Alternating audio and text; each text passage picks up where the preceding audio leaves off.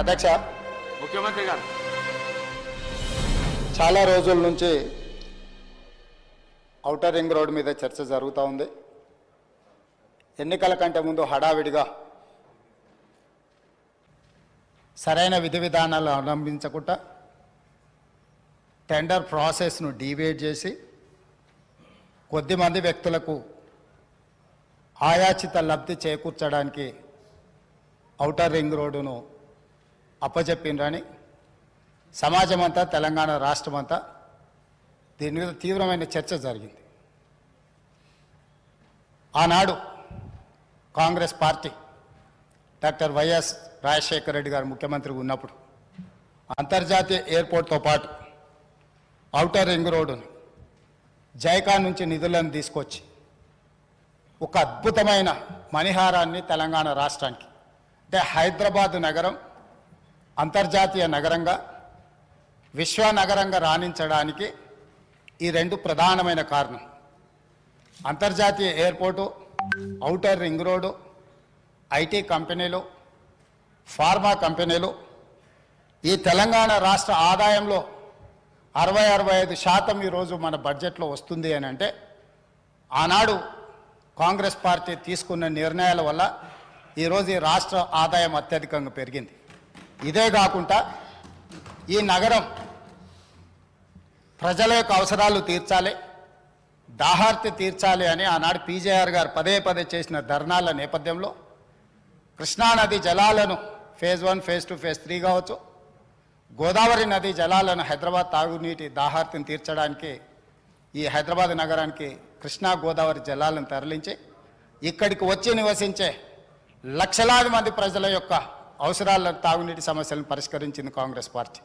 ఇదే కాకుండా ప్రపంచ నగరంతో పాటు పోటీ పడాలి అని అంటే, ఈ దేశంలోనే అద్భుతమైన నగరంగా హైదరాబాద్ నగరం రాణించాలి అని అంటే మెట్రో రైలు ఉండాలి, మెట్రో అంతర్జాతీయ ప్రమాణాలతో ఉండాలి అని ఆనాడు పబ్లిక్ ప్రైవేట్ పార్ట్నర్షిప్లో ఈ నగరానికి మెట్రో రైలును తీసుకొచ్చి ఈ నగరాన్ని ప్రపంచ చిత్రపటంలో కాంగ్రెస్ పార్టీ పెట్టింది.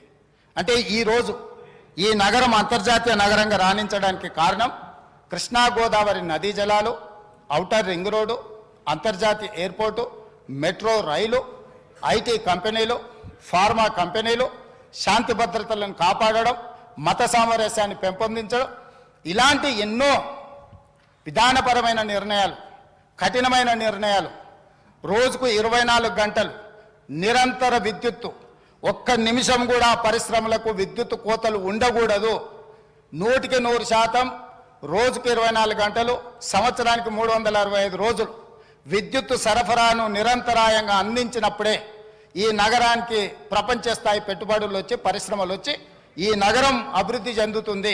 ఇక్కడ చదువుకుంటున్న యువతీ యువకులు డాక్టర్లుగా, లాయర్లుగా, ఇంజనీర్లుగా ముఖ్యంగా రాణించాలి అని ఆనాడు ఎన్నో కాలేజీలతో పాటు ఆనాటి ప్రభుత్వం తెచ్చిన ఐఎస్బి కావచ్చు, IIIT కావచ్చు, ఐఐటీలు కావచ్చు, ఇట్లాంటి అంతర్జాతీయ విద్యా సంస్థల్ని తీసుకొచ్చి ఆ సంస్థల్ని పెంపొందించి ఒక క్రీడా స్ఫూర్తిని పెంపొందించాలని క్రీడా స్టేడియంలను కట్టడమే కాకుండా అంతర్జాతీయ స్థాయి క్రీడల్ని నిర్వహించడం ఈ హైదరాబాదు నగరంలో ఆనాడు ప్రభుత్వాలు తీసుకురావటంటే హైదరాబాదు నగరం రాణించింది.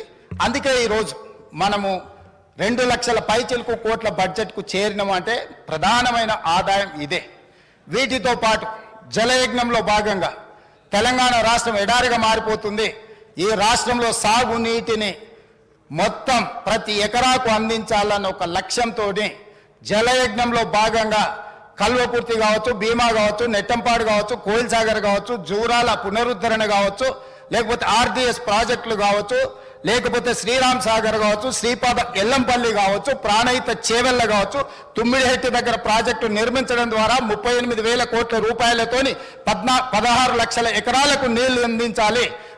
చేవెళ్ళ ఎక్కడే ఆదిలాబాద్లో తుమ్మిడిహెట్టిలో మొదలుపెట్టిన గోదావరి జలాలను చేవెళ్ళ వరకు వికారాబాద్, తాండూరు, మీ నియోజకవర్గమైన కొడంగల్, మన వికారాబాద్ వరకు తరలించాలని చేవెళ్ళ దగ్గర దాదాపుగా 1,000 కోట్ల రూపాయలు ఖర్చు పెట్టి ప్రాజెక్టులను చేపట్టారు.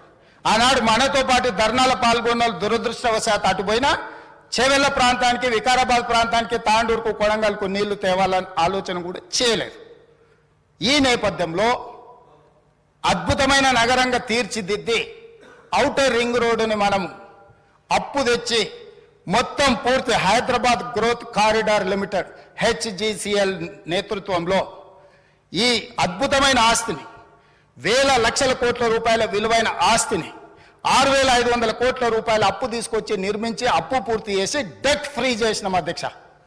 డెట్ ఫ్రీ చేసిన ఔటర్ రింగ్ రోడ్డుని అప్పనంగా ఆయాచితంగా అమ్ముడు పోయి అమ్ముకొని ఎన్నికల ముందు హడావిడిగా వాళ్ళ క్లియర్గా తెలుసు ప్రజలు తిరస్కరించారు, ప్రజలు ఓడించబోతున్నారు, ప్రజలు బొంద పెట్టబోతున్నారని తెలిసి ఉన్నదల్లా తెగ నమ్ముకొని దేశం విడిచి పారిపోవాలన్న ఆలోచనతోనే ఔటర్ రింగ్ రోడ్డుని అమ్ముకున్నారు.